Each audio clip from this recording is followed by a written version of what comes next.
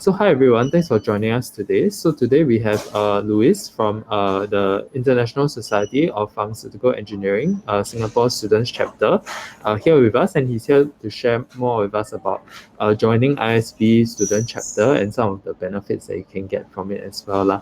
Yeah, so Luis, without further ado, I'll hand over the time to you to introduce more about ISPE and as well as yourself. Yeah, so.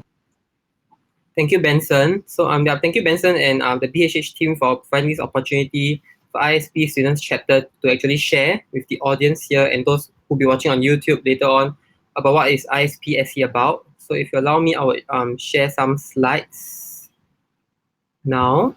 Okay, can everyone see the slides?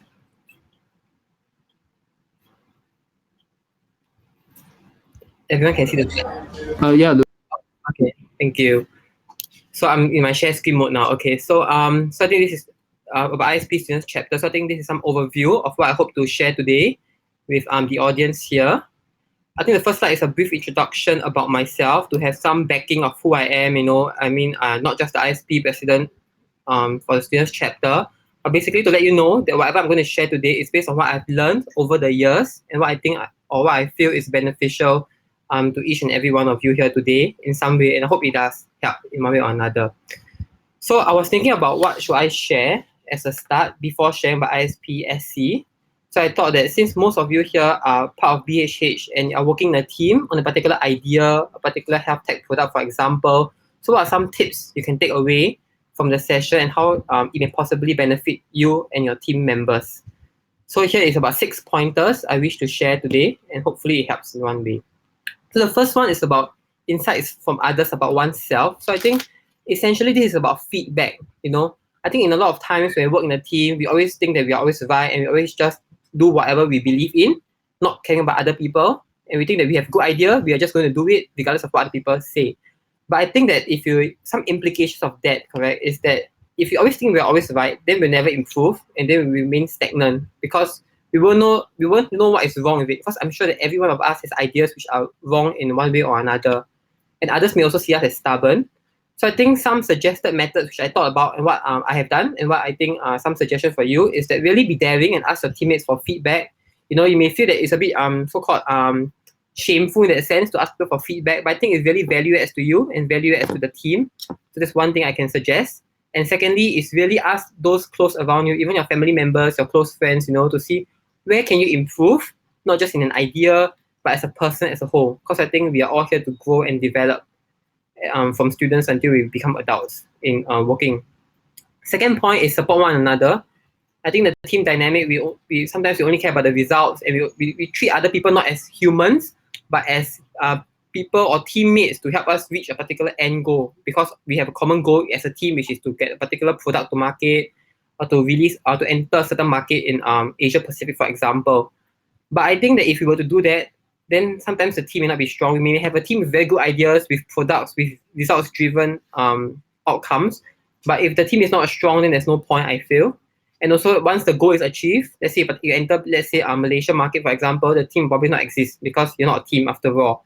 So some suggested things for us to consider is to really be genuine with your team members, and even simple things like ask about their day, and that is one good way to start. And secondly, is really be willing to help others even on a personal level and not just as teammates in that sense. So here's the second tip that I hope to share. Thirdly is passion.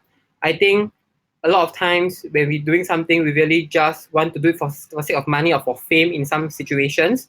But I think what is more important is really the passion, the drive behind it, because I firmly believe that money can drive you in a sense, but I think passion drives you further than that. And we want to be happy, correct? So I think passion is a greater factor. So some things you can do is really just spend some time thinking about what drives you as an individual, as a team. Does your product really meet the mission of your team, for instance? And look around and ask yourself, if you were to look at this project 10 years down the road, will you be happy? And if it is, then most likely you are in good position and you're very lucky to have the idea, and then you should just continue with it. So third point is passion. Fourth is embracing failures. I think this is a very common issue, including me. Sometimes we don't want to fail. I think everybody feels bad failing, for example, and we all only want to succeed. But obviously, we all know, I believe, that it's quite unrealistic and we'll be quite unhappy with the results because we will definitely fail at some point in our life, more than once.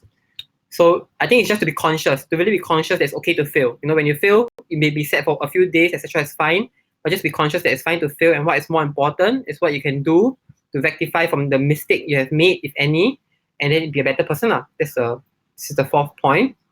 Last two now. The fifth is really called start strong, because we all, I think, I'm sure when you start as a BHH team, correct, you all have a good idea. You guys want to go ahead and quickly ask advice from my mentors and try to immediately have a proposal and stuff. So that's very good. But in the beginning, I think it's also good to have a clear aim, plan, and demarcation if it's not already being done. Because if you just push forward for an idea with no strong frameworks in place, correct, eventually I don't think you'll do very well. So it's really good to start up strong in terms of coming up with a team charter, which in the sense means that I think there are a few members in the team, correct? So then each of you should know what you're supposed to do, what are some responsibilities you have, and then work towards it. So with this team charter in the beginning, correct, with these clear roles and responsibilities, I think it gives some backing as your team move ahead towards the finals, because I think now it's going to be the final stage soon. And lastly is communication. I think communication is a very common word. I mean, I've heard it a lot of times. It's really important to just say whatever you disagree with it from the start and not bottom up any disagreement, because if not, it's going to be a worse effect down the road. So some suggested points which I hope to suggest is really just nicely talk it out with one another from the start, and then really don't judge one another, but really ask yourself from the perspective of the other person, why did the person do it a particular way? Maybe there is some misconception or miscommunication. So it's really important to have this mindset. I hope. I mean, this is what I found quite useful along my journey here. And look out for personal bias. This is a bit hard, but it's possible. Yeah, I'm still working on it also. So yeah. So essentially, correct, I shared in the way I phrased it, I was trying to think of what can represent ISPSC and not just an organization, but these are some pointers which I hope to share, and hopefully it's useful for you whenever you think about ISPSC in future. Yeah. So next slide is then we're going to deep dive into what is ISPE first before we go through what's ISPSC. SC is students chapter, if it's not communicated yet. Okay, so we are part of this bigger organization, ISPE.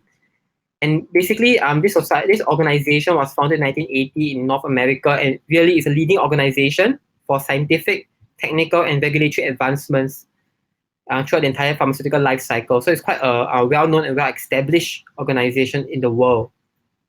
And of course, Singapore is one of the affiliates, which is part of many. So this is an overview of what ISP aims to do, and I believe has done really well in the past since it's founded in 1980s. So as I mentioned, it's one of the largest not-for-profit association and really look at all these areas.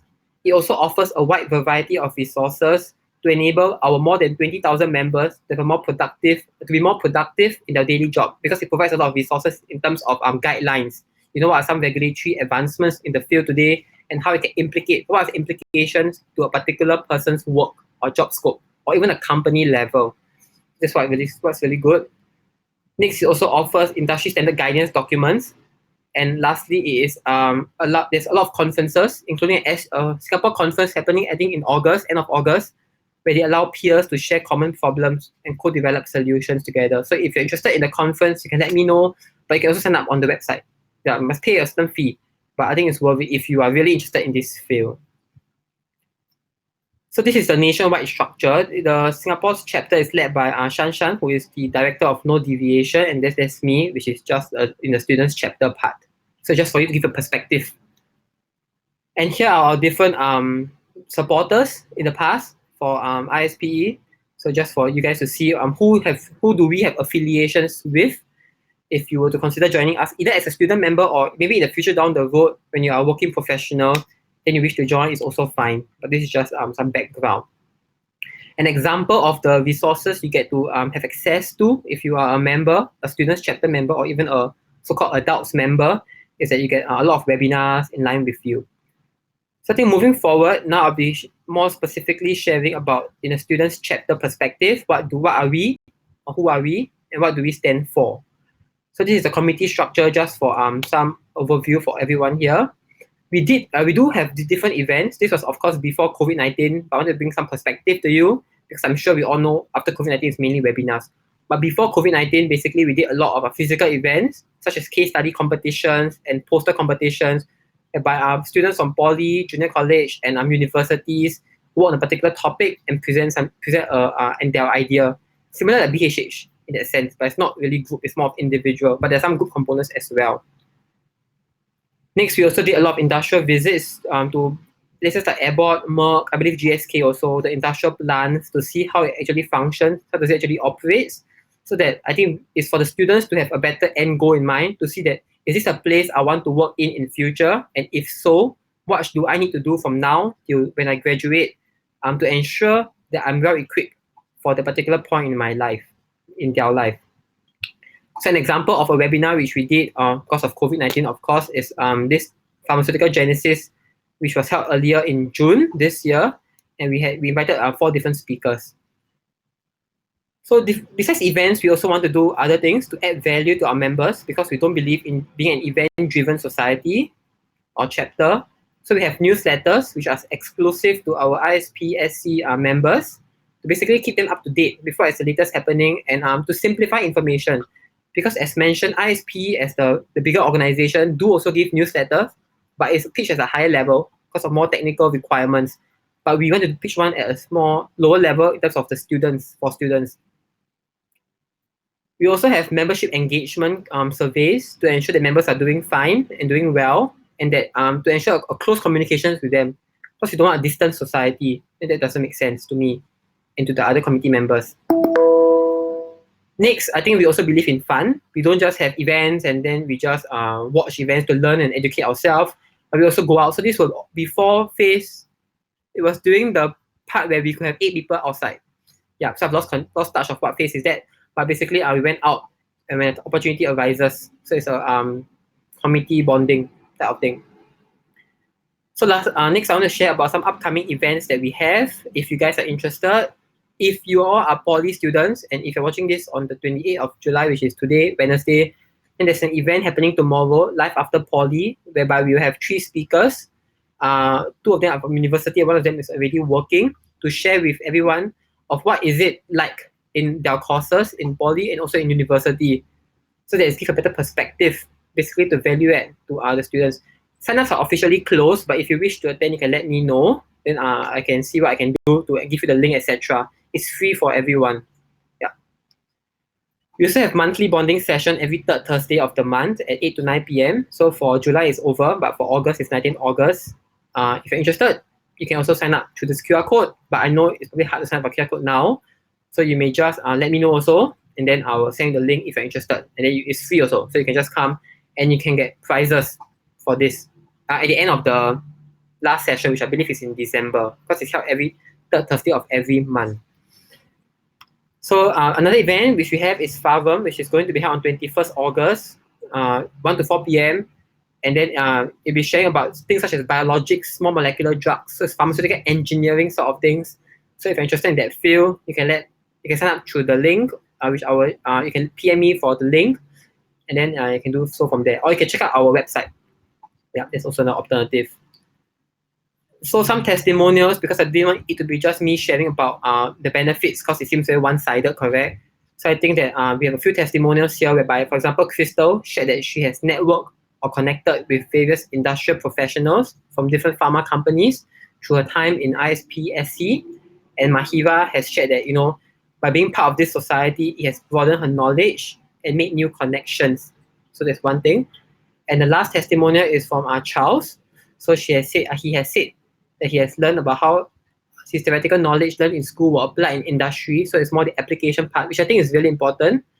And this is his main and very important takeaway.